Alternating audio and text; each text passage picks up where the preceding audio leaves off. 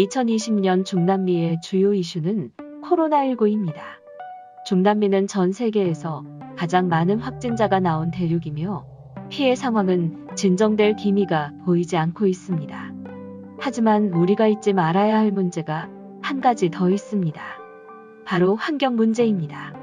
올해 아마존과 판타나우 지역에서는 수십 년 만에 대형 화재가 지속되며 엄청난 피해를 입었습니다. 작년에 이어 올해도 계속되고 있는 중남미 환경 문제. 주요 원인은 어디에 있고 해결책은 무엇일까요? 아마존 지역의 산불 문제가 국제적인 관심을 받게 된 건 작년 8월부터입니다. 당시 산발적으로 시작된 산불은 바람을 타고 곳곳으로 번지며 이웃 국가인 페루, 볼리비아, 파라과이에까지 영향을 끼쳤고 총 4만 제곱킬로미터의 면적이 잿더미로 변했습니다. 그런데 올해 산불은 작년보다 더 심했습니다. 브라질 국립연구소에 따르면 올해 화재 발생 건수는 9만 3천 건으로 작년 기록을 훨씬 뛰어넘는 수치였습니다.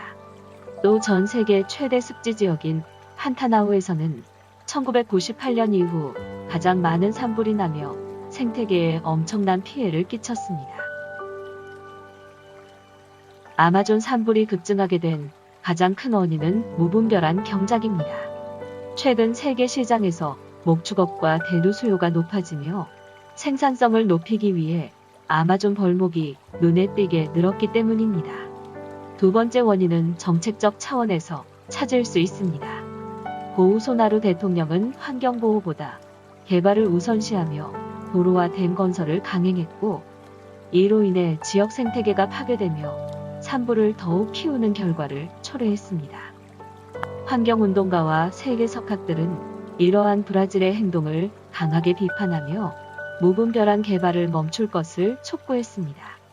하지만 보우소나루 대통령은 브라질 산불을 두고 아마존에서 산불은 매년 자연스럽게 일어나는 일이다 라고 말하며 브라질 내에서 일어나는 일에 대한 다른 국가들의 지나친 간섭을 멈추라고 말했습니다.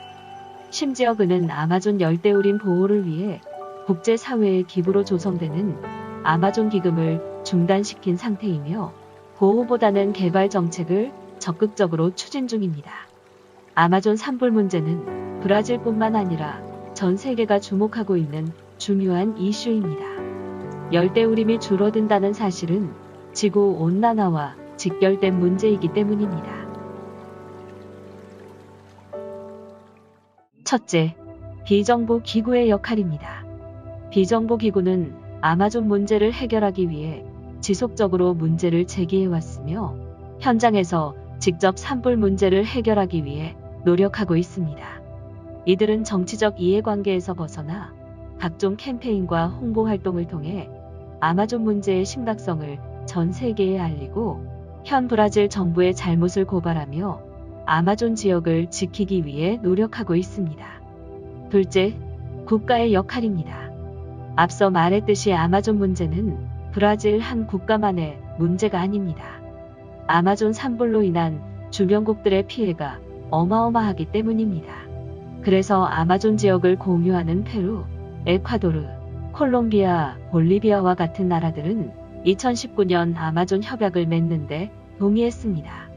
이러한 국가적인 협력은 아마존 지역을 보호하는 데 큰 해결책으로 작용할 것입니다. 셋째, 국제기구의 역할입니다. 먼저 세계 환경 문제 해결을 위해 앞장서온 유럽연합은 브라질 상품의 보이콧을 선언하고 남미경제연합인 메르코수르와의 경제무역 협상을 거절하는 등 초강수를 두며 브라질을 압박하고 있습니다. 또 유엔 환경계획기구 같은 국제단체들도 기후변화에 대한 유엔 기본협약을 준수할 것을 촉구하며 브라질을 강력하게 압박하고 있습니다. 마지막으로 가장 중요한 것은 바로 각 개인의 역할입니다. 우리는 아마존 문제가 터졌을 때 문제의 심각성을 SNS를 통해 공유하고 이야기를 나누었습니다. 이러한 전 세계가 개인의 관심은 아마존 산불 문제를 국제적인 이슈로 끌어올리는데 큰 기여를 했습니다.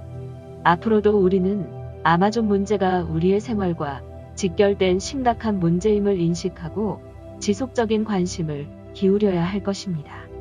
아마존 문제는 한 사람의 노력만으로는 결코 극복할 수 없습니다.